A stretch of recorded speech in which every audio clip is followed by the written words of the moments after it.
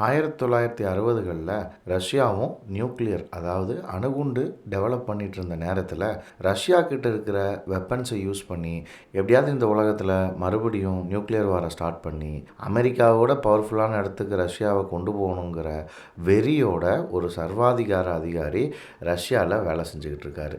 அந்த டைமில் இந்த விஷயங்களை பார்த்து கொஞ்சம் கூட மனசுக்கு ஒத்து வராமல், ஏன்னா இந்த வார் வந்தால் பல குழந்தைகள் பல குடும்பங்கள் சாகும், இது மட்டும் இல்லாமல் இந்த வார்னால் மறுபடியும் மனித இனமே அழிஞ்சு போகிறதுக்கான வாய்ப்பு இருக்குது. இதுக்கு முன்னாடி நடந்த செகண்ட் வேர்ல்டு வாரான அந்த வாரில் மட்டும்தான் நியூக்ளியர் வெப்பன்ஸ் யூஸ் பண்ணாங்க.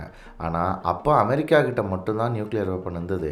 இப்போ ரஷ்யா கிட்டேயும் நியூக்ளியர் வெப்பன் இருந்து ரெண்டு பேரும் மாற்றி மாற்றி அடிச்சுக்கிட்டா இந்த உலகத்தை யாராலையும் காப்பாற்ற முடியாது அப்படிங்கிறதுனால அந்த குற்ற உணர்ச்சினால் ஒரு ரஷ்ய அதிகாரி அவங்களுடைய உளவு தகவல்களை அமெரிக்காவுக்கு கொடுக்கறதுக்கு ஒத்துக்கிறாரு. இதுக்கு ஹெல்ப் பண்ணுறதுக்காக ஒரு பிஸ்னஸ் மேனை American secret agency, England secret ஏஜென்சியோட துணையோட ஹையர் பண்ணுறாங்க. இப்போ இவங்க ரெண்டு பேரும் சேர்ந்து இந்த மிஷனை முடித்தாங்களா இல்லையா, செகண்ட் வேர்ல்டு வார் வராமல் தடுத்தாங்களா இல்லையா, இவங்க ரெண்டு பேர்த்துக்குள்ளே இருக்கிற ஃப்ரெண்ட்ஷிப் எவ்வளோ உண்மையானது, எவ்வளோ ஆழமாக போகக்கூடியது, இவங்க ரெண்டு பேர்த்துடைய குடும்ப சூழ்நிலை என்னாச்சு, அதுக்கப்புறம் இந்த உலகத்தில் அரசியல் மாற்றங்கள் எப்படி நடந்தது, இப்படிங்கிற பல பெரிய விஷயங்களை நம்ம முன்னாடி பயங்கர விறுவிறுப்பாக சொன்ன படம் தான் வணக்கம் ப்ரோ, வெல்கம் டு கத்திரிக்கோள். இன்றைக்கி நம்ம 2021 டாமினிக் குக்கோட டைரக்ஷனில் வெளியே வந்த த கொரியர் படத்தை பற்றி தான் பார்க்க போகிறோம். இந்த படத்தோட கதையை பற்றி பார்த்திங்கன்னா, இன்றைக்கி நம்ம இந்த உலகத்தில் உயிரோட நிம்மதியாக வாழ்ந்துட்டுருக்கிறதுக்கு ஒரு முக்கியமான ஒரு பங்காக இருக்கக்கூடியதான் இந்த கதை. இந்த கதை ஒரு உண்மை கதையை அடிப்படையாக கொண்டது. இன்றைக்கி நம்ம எல்லாருமே அட்லீஸ்ட் மெஜாரிட்டி ஆஃப் த நாட்டில் பெருசாக எந்த பிரச்சனையும் இல்லாமல் வாழ்கிறதுக்கு இது ஒரு மிகப்பெரிய காரணமாக இருந்த கதை. படத்தோடைய ஆரம்பத்திலேயே பார்த்திங்கன்னா நியூக்ளியர் வார் பற்றியும் யுனைடெட் ஸ்டேட்ஸ்க்கும் ரஷ்யாவுக்கும் இருக்கிற பகைகளை பற்றியும் நமக்கு கார்டெல்லாம் போட்டுட்டு யுனைடெட் ஸ்டேட்ஸை பற்றி சோவியத் யூனியனில் இருக்கிற அவங்க அதிகாரிகள் டிஸ்கஸ் பண்ணுறதை காட்டுவாங்க. அதில் என்ன சொல்லுவாங்க அப்படின்னா, இப்போ நம்மக்கிட்ட நியூக்ளியர் பவர் ரெடி ஆகிடுச்சு, நம்ம எப்படியாச்சும் சோவியத் யூனியனை உலகத்தில் நம்பர் 1 கண்ட்ரியாக கொண்டு வரணும்னா அமெரிக்காவை வீழ்த்துறது தான் ஒரே வழி அப்படின்னு சொல்லி அங்கே இருக்கிற அதிகாரிகளோட அவங்களுடைய கவர்மெண்ட்டோடைய டாப் பொசிஷனில் இருக்கிற ஒருத்தர் பேசிகிட்டு இருப்பார். இதை நம்ம கதையோட ஹீரோவானைய அலெக்ஸ், அதாவது ஓலெக் என்கிற அலெக்ஸ், அவர் ரஷ்யாவில் ஒரு பெரிய பொசிஷனில் இருப்பார். இதை கேட்டுட்டு சுருட்டு குடிச்சிட்டு வீட்டுக்கு வருவார். வீட்டுக்கு வந்தால் அவருக்கு ஒரு ஃபேமிலி, அந்த ஃபேமிலிக்கு ஒரு பொண்ணு, அவரோட ஒய்ஃபு, 3 பேர் சேர்ந்து ரொம்ப சந்தோஷமாக வாழ்ந்துட்டுருப்பாங்க. அப்போ ஒரு 2 பேர்த்துக்கிட்ட சீக்ரெட்டிவாக கொண்டு போய் எதையோ ஒன்று கொடுப்பாரு. கொடுத்து இதை அவங்க எம்பசியில் கொடுத்துருங்க அப்படின்னு சொல்லி கொடுத்துடுவார். அது அமெரிக்கன் எம்பசி. அடுத்த சீனில் அமெரிக்கன் எம்பசிக்குள்ளே ஒரு பொண்ணு வருவாள். அவள் தான் எமிலி. அவள் என்ன பண்ணுவான்னா, இப்போ நம்மால் அனுப்பிச்சான் இல்லையா ஓலக்கு, அதை வச்சு அவன் யார் என்னங்கிறத கண்டுபிடிச்சி இங்கிலாண்டில் இருக்கிற சீக்ரெட் சர்வீஸ் கிட்ட ஹெல்ப் கேட்டு அங்கே ரஷ்யாவில் என்ன நடக்குதுங்கிறத நம்ம தெரிஞ்சுக்கணும் அப்படின்னு சொல்லி சஜஸ்ட் பண்ணுவான். அப்போ பார்த்தா அடுத்த சீனில் யாரோ ஒருத்தன் கோல்ஃப் விளையாடிட்டு இருப்பான். யார் அது கோல்ஃப் விளையாடிட்டு இருக்கா அப்படின்னு பார்த்தா அவன் தான் நம்ம படத்தோடைய இன்னொரு ஹீரோ வெயின். அவன் யார் அப்படின்னா, அவன் ஒரு சேல்ஸ்மேன். இந்த கம்பெனியும் அந்த கம்பெனியும் டைஅப் பண்ணி 2 பேர்த்துக்கும் பிஸ்னஸ் ஏற்படுத்தி கொடுத்து அது மூலயமா கமிஷன் வாங்கி சம்பாதிக்கிற ஒரு சேல்ஸ்மேன் தான் நம்ம கதையோட ஹீரோவான வெயின். வெயினுக்கு கல்யாணம் ஆகி அவனுக்கும் ஒரு பையன் இருக்கான். ஆனால் என்னென்னா, வெயின் நிறையா சரக்கு அடித்ததுனால அவனுடைய உடம்போடைய ஃபிட்னஸ் கொஞ்சம் முன்ன பின்ன இருக்கும். இது மட்டும் இல்லாமல் அவனுடைய குடும்ப வாழ்க்கையில் என்ன பிரச்சனைனா, இதுக்கு முன்னாடியே அவன் ஒரு அஃபையர் வச்சு மாட்டியிருந்திருப்பான். ஆனால் அவன் ஒய்ஃப் இந்த ஒரு தடவை மன்னிச்சு விட்டுறேன் அப்படின்னு சொல்லி வெயினை மன்னிச்சு விட்டு அவங்க கூட சேர்ந்துருப்பாங்க. இப்போ வெயினுக்கு என்னென்னா, வீட்டுக்கு வந்த உடனே அவன் டயர்டாகி சேரில் உட்காந்துட்டு இருக்கும்போது ஒரு ஃபோன் வரும். அப்போ ஒய்ஃப் தான் அந்த ஃபோன் எடுத்து இந்த மாதிரி வெயின் இருக்காரான்னு கேட்கும்போது இல்லைன்னு சொல்லிடு அப்படின்னு அவன் சொன்னால், இவன் விளையாட்டுக்குன்னு என்ன சொல்லுவான்னா, அவர் இப்போ தான் வீட்டுக்குள்ளே வந்தார், இந்த ஃபோனை கொடுக்குறேன் அப்படின்னு சொல்லி கொடுத்துருவான். இப்போ வெயினை யார் ஃபோன் பண்ணி வர சொல்லியிருப்பாங்க அப்படின்னா எமிலி. எமிலி எதுக்கு வர சொல்கிறா அப்படின்னா, அவள் இந்த இங்கிலாந்து சீக்ரெட் சர்வீஸோடு சேர்ந்து ஓலகை பார்க்க பார்க்கறதுக்காக வெயினை வந்து சூஸ் பண்ணியிருப்பாங்க. எதுக்காக வந்து ஓலகை பார்க்கறதுக்காக வெயினை சூஸ் பண்ணுறாங்க அப்படின்னா, அவன் ஒரு பிஸ்னஸ் மேன் தானே. அதனால் அவன் போய் கேஷுவலாக பிஸ்னஸ் மீட்டிங்க்கு போகிற மாதிரி ரஷ்யாவுக்கு போய் ஓலகை போய் பார்த்து பேசட்டும், அவர் என்ன சொல்கிறாருங்கிறத வெயின் மூலயமா தெரிஞ்சுக்கலாம் அப்படின்ற பிளானோட வெயினை வந்து அவங்க அப்ரோச் பண்ணுவாங்க. ஆனால் வெயின் வந்து ஃபஸ்ட்டு வந்து என்னது இது, என்ன போய் நீங்கள் ரஷ்யாவுக்கு அனுப்பணும்னு சொல்கிறீங்க, என்னை ஏன் அனுப்பணும், நான் ஒரு சாதாரண சேல்ஸ்மேன் தானே அப்படின்னு கேட்கும்போது, இல்லை நீங்கள் சாதாரண சேல்ஸ்மேனுங்கிறது தான் இங்கே அட்வான்டேஜே, அதனால தான் உங்களை அங்கே அனுப்புகிறோம் அப்படின்னு சொல்லுவான். உடனே வெயின் இதில் கொஞ்சம் ஃபஸ்ட்டு யோசிப்பான். பட் ஆனாலும் வந்து இந்த விஷயத்தில் இருக்கிற சீரியஸ்னஸ் புரிஞ்சோடனே இவங்க சொல்கிறதுக்கும் இவங்க போக சொல்கிற இடத்துக்கு போகிறதுக்கும் அவன் ஒத்துக்குவான். இதை வந்து யாருக்கிட்டையும் நீங்கள் சொல்லக்கூடாது, இதை உங்கள் டையில் போட்டுக்குங்க நீங்கள் ரஷ்யாவுக்கு போகும்போது அப்படின்னு சொல்லிட்டு ஒரு பேட்ச் ஒன்று மட்டும் வெயினுக்கு கொடுப்பாங்க. இப்போ என்ன ஆகும்னா, இங்கே ரஷ்யாவில் ஓலகை அவங்களுடைய மிலிட்ரி அஃபீஷியல்ஸ் எல்லாத்தையும் ஒரு இடத்துல அசம்பிள் பண்ணி அவங்க நாட்டுக்கு துரோகம் பண்ணவனுக்கு என்ன ஆகும் பாருங்கள் அப்படின்னு சொல்லி கண்ணு முன்னாடியே ஒருத்தனை வந்து சுட்டு கொள்ளுவாங்க. ஓலக் இதை பார்த்துட்ருப்பான். கரெக்டாக அதே டைமுக்கு வெயின் வந்து ரஷ்யாவுக்குள்ளே லேண்ட் ஆகும். அவன் ஏர்போர்ட் செக்கிங் எல்லாம் முடிச்சுட்டு ஸ்மூத்தாக தான் போவான். ஏன்னா இப்போ வரைக்கும் அவன் வந்து எந்த தப்பும் செஞ்சுருக்க மாட்டான் இல்லையா. ஆனால் வந்து அவன் கண்ணுக்கு என்ன தெரியும்னா, எல்லாருமே வந்து இவனை சந்தேக கண்ணோடையே பார்க்குற மாதிரியே தெரியும். அந்த ஊரில் ரொம்ப தனியான ஆளாக சுற்றிக்கிட்டு இருப்பான். அவனுக்கு என்ன மிஷன், யார் அவங்ககிட்ட வந்து பேச போகிறாங்க எதுவுமே அவனுக்கு தெரியாது. அப்போ தான் ஒரு மீட்டிங்க்கு அவன் போகும்போது முறையாக ஓலகை அவன் பார்ப்பான். ஓலகை பார்த்து பேசிக்கிட்டு இருக்கும்போது அந்த மீட்டிங்கில் வந்து டப்புன்னு ஓலகை வந்து வெயினை அடையாளம் கண்டுபிடிச்சிருவாப்புல. எப்படின்னா அந்த டையில் இருக்கிற பின்னு மூலிமா. ஆனால் இது வந்து வெயினுக்கு தெரியாது. வெயின் கூட நார்மலான ஒரு ஃப்ரெண்டு மாதிரி பேசி, வாங்க நம்ம டின்னர் போகலான்னு சாப்பிட கூட்டிகிட்டு போயிட்டு ரஷ்யாவை பற்றி இன்னொரு இடத்த காட்டுறேன் உங்களுக்கு அப்படின்னு சொல்லி 2 பேரும் கிளம்பி ஒரு ஃபங்க்ஷனுக்கு போவாங்க. அது என்னென்னா, ரஷ்யாவில் ரொம்ப ஃபேமஸான ஒப்பேரா ஃபங்க்ஷன். அந்த ஃபங்க்ஷனுக்கு தான் அவங்களுடைய ஹை கமாண்டரும் அங்கே வந்திருப்பார். அந்த ஹை கமாண்டர் தான் இந்த நியூக்ளியர் பாம் பிளானை போடுறவர். இப்போ இவங்க 2 பேரும் அந்த ஒப்பேராவை பிளேவை பார்த்துட்டு திரும்பி நடந்து வரும்போது ஓலகே ஆரம்பிப்பான். நீ தானே அந்த இன்ஃபார்மரு, நீ தானே அதை வாங்கிட்டு போகிறதுக்காக வந்திருக்கு அப்படின்னு கேட்கும்போது, ஆமான்னு சொல்லி இதுக்கு மேலே நீ வந்து ரொம்ப பத்திரமா இருக்கணும் அப்படின்னு சொல்லி அவங்ககிட்ட வந்து இது பண்ணிவிட்டு இன்ஃபர்மேஷனை பாஸ் பண்ணிவிட்டு போவான். அதுக்கப்புறம் என்ன பண்ணுவான்னா, வெயின் வந்து இவங்க ரஷ்யன்ஸ் இருக்காங்க இல்லையா, அவங்களெல்லாம் இன்வைட் பண்ணுவான். அவங்க ஏரியாவுக்கு இன்வைட் பண்ணி இவங்க எப்படி வந்து வெயினை பார்த்துக்கிட்டாங்களோ அதே மாதிரி ஓலக்கு மற்ற ரஷ்யன் அஃபீஷியல்ஸ் எல்லாத்தையும் பிஸ்னஸ் ட்ரிப் மாதிரி ஒரு காரணம் காமிச்சு இன்வைட் பண்ணுவான். இன்வைட் பண்ணி இப்போ எதுக்காக ஓலக் அங்கே வர வச்சுருப்பாங்க அப்படின்னா, எமிலி இருக்கா இல்லையா, யூஎஸ் சீக்ரெட் சர்வீஸ் ஏஜென்ட்டு, அவளை பார்த்து ஓலக்கை பேச வைக்கிறதுக்காக தான் வெயின் அங்கே வர வச்சுருப்பான். அதுக்கப்புறம் எல்லோரும் போய் ரூமில் போய் படுத்து தூங்கினதுக்கப்புறம் ஓலக் என்ன பண்ணுவான்னா, வெயினை கூப்பிட்டு தனியாக எமிலியை பார்க்க உள்ளே போவான். உள்ளே போனால் எமிலி கிட்டே போய் ஓலக் வந்து அந்த டீட்டெயிலெலாம் சொல்லுவான். சோவியத் யூனியன் வந்து யூஎஸ்க்கு எகெயின்ஸ்டாக வந்து நியூக்ளியர் மிஷன் பண்ண போகிறாங்க, அது கனடாவை சுற்றி இருக்கிறதுக்கு வாய்ப்பு இருக்குது. இதுக்கெல்லாம் நான் ஏன் இந்த காரணத்தெல்லாம் நான் உங்கள்கிட்ட சொல்கிறேன்னா, இனிமே வந்து ஒரு அட்டாமிக் பாம் யுத்தத்தை வந்து இந்த உலகம் தாங்காது. இன்னொரு வேர்ல்டு வார் வந்துச்சுன்னா என்னோட குழந்தையும் சேர்ந்து தான் இறந்து போகுங்கிறதுனால வேறு வழியே இல்லாமல் என் மனசை கல்லாக்கிட்டு என் நாட்டுக்கு நான் துரோகம் பண்ணுறேன். இந்த வாரை நீங்கள் எப்படியாவது தடுத்து நிறுத்தணும். நான் கொடுக்குற இன்ஃபர்மேஷன் வச்சு சரியான வழியில் தான் நீங்கள் நடந்துக்கணும், இது தப்பான வழிக்கு யூஸ் பண்ணக்கூடாது அப்படிங்கிற ஒரு அஷ்யூரிட்டியை எமிலிக்கிட்டேருந்து வாங்கிட்டு அந்த இன்ஃபர்மேஷன்ஸ் எல்லாத்தையும் ஓலக் வந்து அவங்ககிட்ட சொல்கிறான். ஸோ அப்போ வந்து அவங்க ஒரு அஷ்யூரிட்டியும் கொடுக்குறாங்க, ஏதாவது தப்பு நடந்ததுன்னா கூட வந்து எந்த பிரச்சனையும் உங்களுக்கு வராத மாதிரி கவர்மெண்ட் வந்து பார்த்துக்கும் அப்படின்னு சொல்லி 2 பேர்த்துக்குமே ஒரு அஷ்யூரிட்டி கொடுக்குறாங்க. ஆனாலும் வந்து வெயினுக்கு வந்து ஒரு சின்ன பயம் இருக்க தான் செய்யுது. என்னங்க சாதாரண ஒரு கொரியர், நீங்கள் சாதாரண ஒரு விஷயம் ரஷ்யாவுக்கு அனுப்பிச்சி விட்டீங்க, இப்போ என்னடானா நியூக்ளியர் வாருங்கிற அளவுக்கு போயிட்டுருக்கீங்க, இதில் மாட்டி என் குடும்பம் எதுவும் பிரச்சனை வந்துடாதே அப்படின்னு கேட்கும்போது, பிரச்சனை வந்துடாது அப்படின்னு சொல்லி எமிலி அவளை பேசி கன்வின்ஸ் பண்ணுறான். ஆனால் எமிலி பேசினது அவன் கன்வின்ஸ் ஆன மாதிரி தெரியல, பயந்துட்டு அங்கேருந்து அவன் கிளம்பி போயிடுறான். அப்போ கூட இருக்கிற அந்த ஆஃபீஸர் வந்து எமிலி கிட்ட கேட்பார், உண்மையானுமே வந்து அவன் இந்த மிஷனுக்கு ஒத்துக்குவானா அப்படின்னு. கண்டிப்பாக ஒத்துக்குவான், அவனை நான் பிரெயின் வாஷ் பண்ணிட்டேன் அப்படின்னு சொல்லி எமிலி ஷோராக சொல்லுவான். கட் பண்ணால் அடுத்த நாளே பார்த்தா ஓலக் வந்து வெயினோட வீட்டுக்கு போயிருப்பாப்புல. ஏன்னா எமிலி தான் வந்து வெயினோட அட்ரஸை கொடுத்து அவனை போய் கன்வின்ஸ் பண்ணுன்னு சொல்லுவாப்புல. அதுக்கப்புறம் ஓலக் வீட்டுக்கு போய் உட்காந்து டின்னர் சாப்பிடுவார் வெயின் கூட. அப்போது வெயினோட ஒய்ஃபு குழந்தை எல்லாருமே இருப்பாங்க.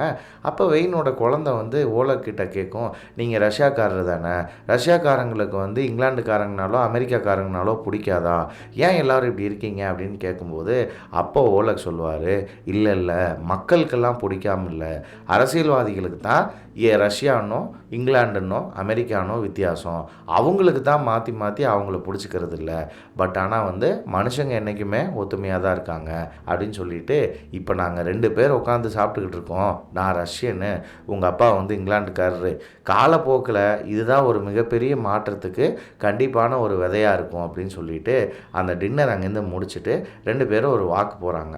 வாக் போகும்போதே வந்து ஓலக்கிட்ட வந்து வெயின் சொல்லுவான், ஏங்க என்னை தேவையில்லாத இந்த பிரச்சனையில் இழுத்து விட்றீங்க, இவ்வளோ பெரிய பிரச்சனைக்குள்ளே நான் வந்து என் குடும்பத்துக்கு ஏதாவது ஒன்று ஆயிடுச்சுன்னா யார் பார்த்துக்குவா, வாழ வேண்டிய வயசில் என் பையனும் இருக்கான், என்னை தயவு செஞ்சு ஃபோர்ஸ் பண்ணாதீங்க அப்படின்னு சொல்லும்போது அப்போ தான் ஓலக் சொல்லுவார், இங்கே பாரு தம்பி, ஒரு குண்டு வந்து தூக்கிட்டு வந்து லண்டன் மேலே போட்டாங்கன்னு வச்சுக்கோமே, அதுக்கப்புறம் வந்து குடும்பம் என்ன குட்டி என்ன யாருமே உயிரோடு இருக்க முடியாது, அது நடக்கக்கூடாதுங்கிறதுக்காகத்தான் உன்னை நான் இந்த ரிஸ்க் எடுக்க சொல்கிறேன், இது ரிஸ்க்கு தான் நானே ஒத்துக்கிறேன், பட் ஆனால் எதிர்காலத்தில் இந்த உலகத்தில் மக்கள் நிம்மதியாக வாழணும்னா இந்த ரிஸ்க்கை நீ எடுத்து தான் ஆகணும், வேறு வழி இல்லை அப்படின்னு சொல்லும்போது வெயினுக்கும் வேறு வழி இருக்காது.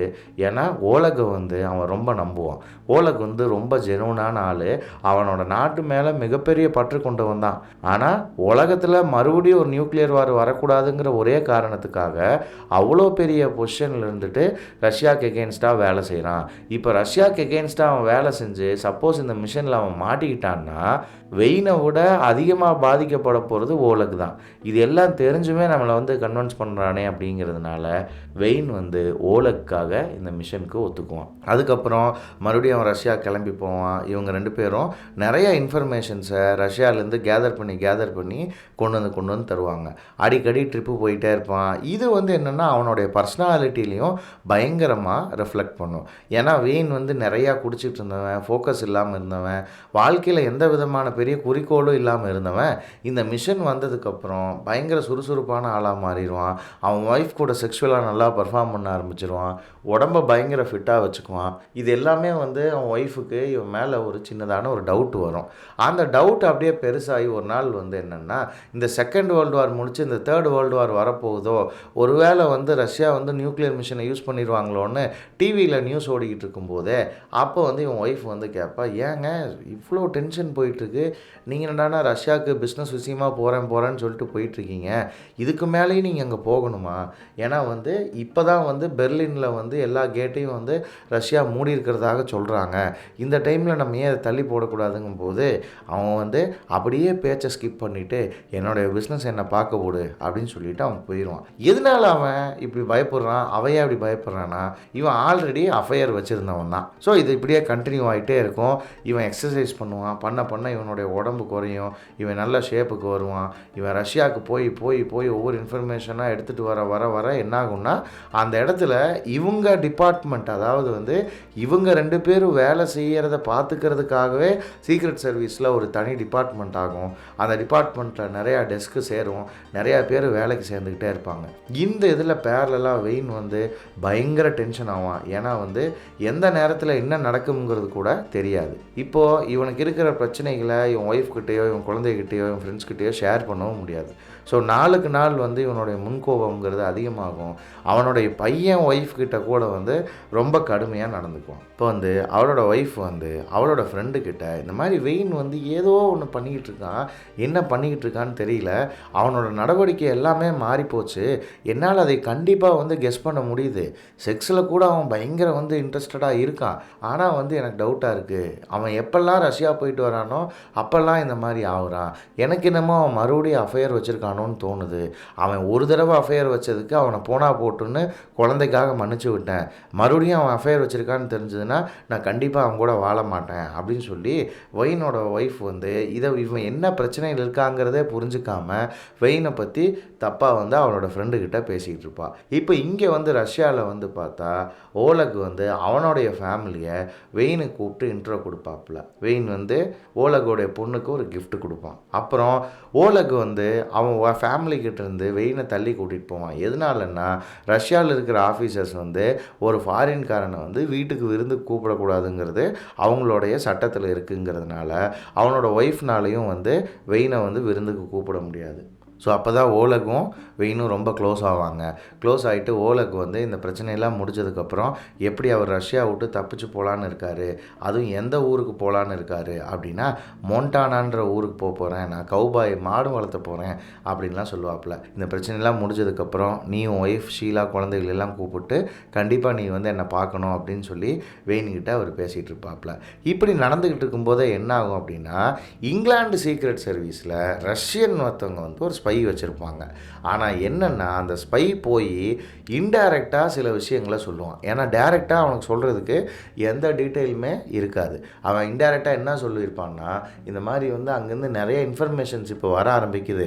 ஆனால் வர்ற இன்ஃபர்மேஷன்லாம் பார்க்கும்போது இது நார்மலான ஒரு ஆள் கொடுக்குற மாதிரி தெரியல. உங்ககிட்ட இருந்தே ஏதோ ஒரு சோர்ஸை வந்து அவங்க எடுத்து தான் இதெல்லாம் பண்ணிகிட்டு இருக்க மாதிரி இருக்குது. அது யார் என்னன்னு கண்டுபிடிங்க அப்படின்னு சொல்லி ரஷ்யன் ஸ்பை கிட்ட வந்து ரஷ்யாவுக்காக வேலை செய்கிற இங்கிலாந்து ஸ்பை வந்து போட்டு கொடுத்துட்டு போயிடுவான். அதுக்கப்புறம் இது ரஷ்யாவில் கவர்மெண்ட்டில் ஒரு பெரிய தாக்கத்தை ஏற்படுத்தும். இங்கேயும் பயங்கரமாக டிஸ்கஸ் பண்ண ஆரம்பிப்பாங்க யூஎஸ் சீக்ரெட் சர்வீஸ்லேயும் இது என்ன ஆக போகுது அப்படின்னு. அதுக்கப்புறம் பார்த்தா யாரெல்லாம் இதை எடுக்கிறாங்க, யார் மூலயமா இன்ஃபர்மேஷன் போகுது அப்படின்னு சொல்லி அங்கே இருக்கிற ஆஃபீஸர்ஸ் எல்லாத்தையுமே பயங்கரமாக கவனிப்பாங்க.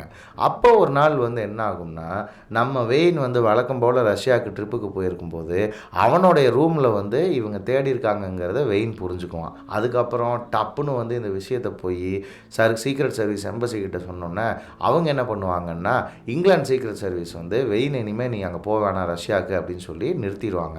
ஆனால் வெயின் வந்து நான் போகலை அப்படின்னா இந்த விஷயம் அந்த கவர்மெண்ட்டுக்கு தெரிஞ்சிருச்சுங்கிறத ஓலக்கு யார் சொல்லுவா அப்படின்னு கேட்பான். அப்போ வந்து இல்லை அடுத்த மாதம் ஓலக்கு இங்கே வருவார் இல்லையா, அதனால் அப்போ நம்ம பார்த்துக்கலாம், அது வரைக்கும் நீ அந்த ரிஸ்க் எடுக்க வேணாம், திரும்ப நீ ரஷ்யா போனீங்கன்னா மறுபடியும் இங்கே திரும்பி வர முடியுமான்னு தெரியல, அதனால் வேணான்னு சொல்லி வெயினை நிறுத்திடுவாங்க. இங்கே ஓலக்கு இந்த விஷயம்லாம் தெரியறதுக்கு முன்னாடியே ஹார்ட் அட்டாக் வந்து அவர் கீழே விழுந்துருவார். அவரை தூக்கி ஹாஸ்பிட்டலில் அட்மிட் பண்ணிடுவாங்க. அப்போ வந்து டாக்டர் வந்து அவர் ரெஸ்ட் எடுக்கணுன்ற மாதிரி சொல்லிவிட்டு கொஞ்ச நாள் அவர் வேலைக்கு போகக்கூடாதுன்னு சொல்லிடுவாங்க. அந்த டைமில் தான் ஓலக்கோட ஒய்ஃப் வந்து ஒரு சந்தோஷமான விஷயத்த ஓலக்கிட்ட சொல்லுவாங்க. என்னென்னா அவங்க வந்து மறுபடியும் ப்ரெக்னெண்ட்டாக இருக்கேன் அப்படின்னு. இப்போது இங்கே வெயினுக்கு வந்து வீட்டில் உட்காந்துட்டு இருப்பான். ஆனால் வந்து ஓலக்கு ஏதாவது ஆயிருமோங்கிற பதட்டமே அவனை ரிலாக்ஸ் ஆகி இருக்க விடாது.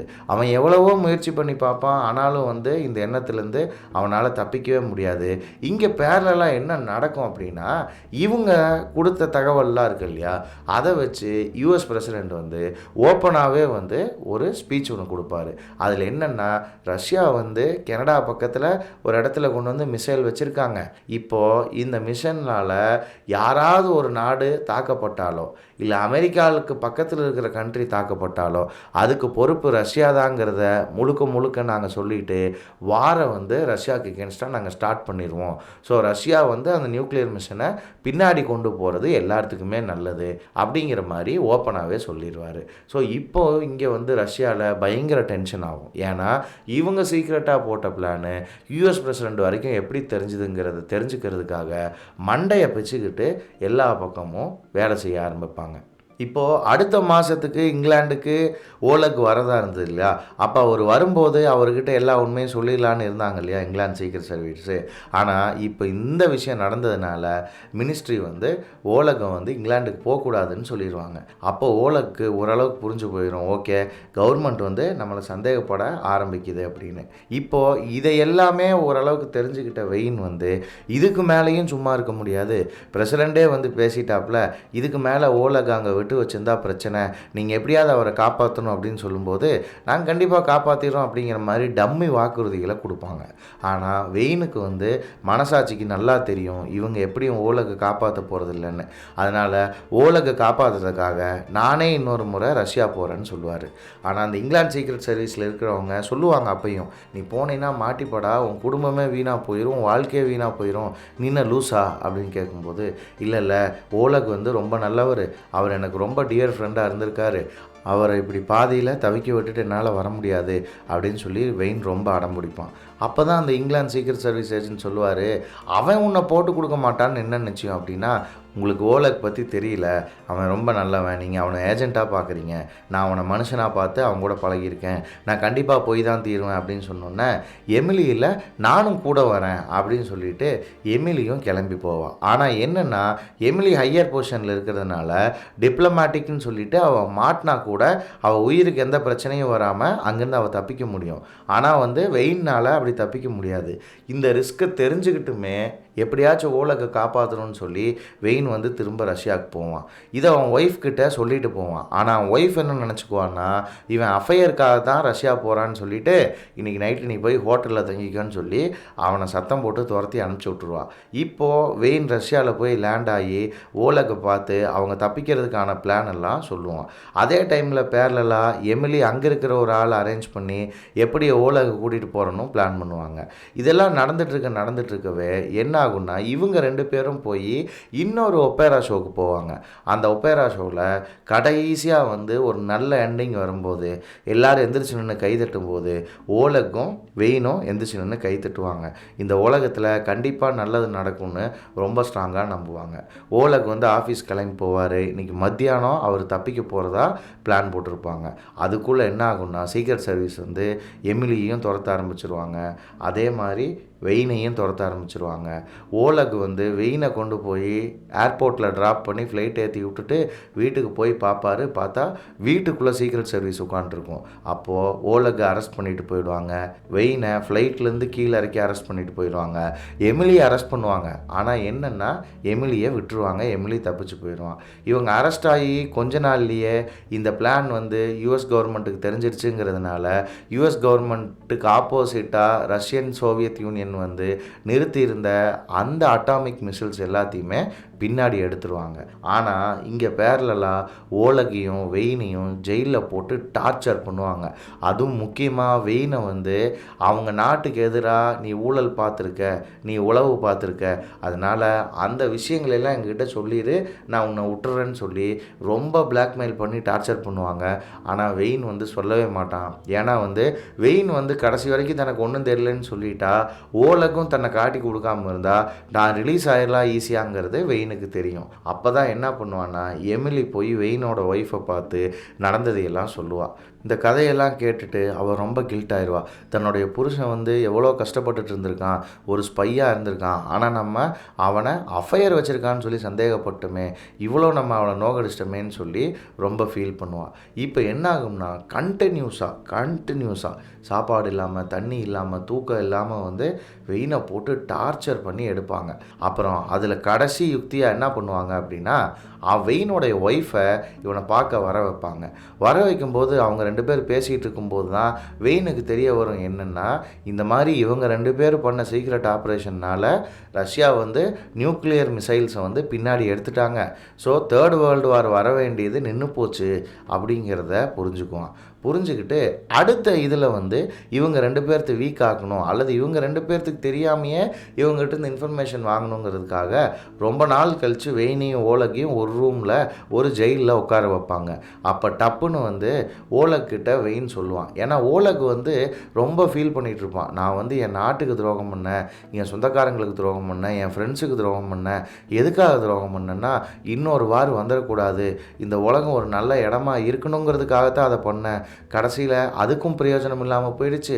நானும் துரோகிங்கிற பேர் வாங்கி ஜெயிலுக்குள்ளே வந்துட்டேன்னு ஃபீல் பண்ணும்போது, நீங்கள் ஃபீல் பண்ணாதீங்க, நீங்கள் பண்ணதுனால தான் இப்போ இந்த நியூக்ளியர் வார் நின்று போச்சு, ரஷ்யா பின்வாங்கிட்டாங்க, இந்த நியூஸை நமக்கு தெரியாமல் இவங்க வச்சுக்கிட்டு இருக்காங்க, நீங்கள் தைரியமாக இருங்க, உங்களால தான் இந்த உலகத்தில் இன்றைக்கி எல்லாருமே சந்தோஷமாக இருக்காங்க அப்படின்னு வெயின் சொல்லும்போது ஓலக்கு அவன் பண்ண விஷயத்துக்கான பலன் கிடைச்ச சந்தோஷம் அவ்வளோ பெருகி நிற்கும். இவங்க பண்ணுற டார்ச்சர் எல்லாம் கூட தாங்கிக்கிறதுக்கான மன வலிமை ஓலக்குக்கு வந்துடும். ஏன்னா நம்ம இந்த உலகத்தையே அழிவுலேருந்து காப்பாற்றிருக்கோங்கிற ஒரு திருப்தியோடைய ஓலக் அங்கே இருப்பார்.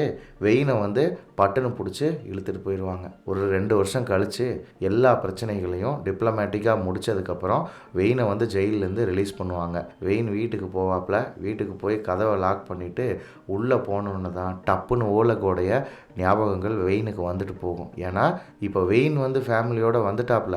ஆனால் இதெல்லாம் நடக்க காரணமாக இருந்த ஓலக் வந்து இப்போ உயிரோடு இல்லை. அவருடைய ஒய்ஃபையும் குழந்தையும் ரஷ்யாலேயே வாழ்கிறதுக்கு அனுமதிச்ச அந்த கவர்மெண்ட்டு ஓலகை வந்து தூக்கில் போட்டு ஒரு தலை இல்லாத கல்லறையில், அதாவது தலைக்கல்லுன்னு சொல்லுவாங்க இல்லையா, மேலே எழுதியிருப்பாங்கள்ல பேர், அது இல்லாமல் ஒரு இடத்துல அடக்கம் பண்ணிடுறாங்க. இது ஹிஸ்டாரிக்கலி உண்மையாக நடந்த கதை. இதுக்கப்புறம் இந்த மாதிரி எந்த விஷயங்களும் நடந்துடக்கூடாதுங்கிறதுக்காக ரஷ்யாவுக்கும் அமெரிக்காவுக்கும் ஹாட்லைன் போடப்படுது. இந்த படம் முடியும் போது ஒரிஜினல் ஓலகோடைய இன்டர்வியூவை நம்ம முன்னாடி வைக்கிறாங்க. இன்னைக்கு நம்ம இந்த உலகத்தில் உயிரோடு இருக்கிறதுக்கு இப்படி இருக்கிற ஒரு மனுஷனுடைய தியாகமும் இவங்க 2 பேர்த்தோடைய ஃப்ரெண்ட்ஷிப்பும் தான் காரணம்ங்கிறத ரொம்ப அழகாக சொல்லி இந்த படத்தை முடிக்கிறாங்க. இந்த நரேஷன் உங்களுக்கு பிடிச்சிருந்தா இந்த வீடியோவை லைக் பண்ணுங்கள், உங்கள் ஃப்ரெண்ட்ஸ் கிட்ட ஷேர் பண்ணுங்கள். அடுத்து நாங்கள் என்ன வீடியோ போடலாங்கிறத கீழே கமெண்ட் செக்ஷனில் கமெண்ட் பண்ணுங்கள். இந்த மாதிரி நல்ல நல்ல வீடியோஸ் போடுற நம்ம கத்திரிக்கோளுக்கு சப்ஸ்கிரைப் பண்ணுங்கள்.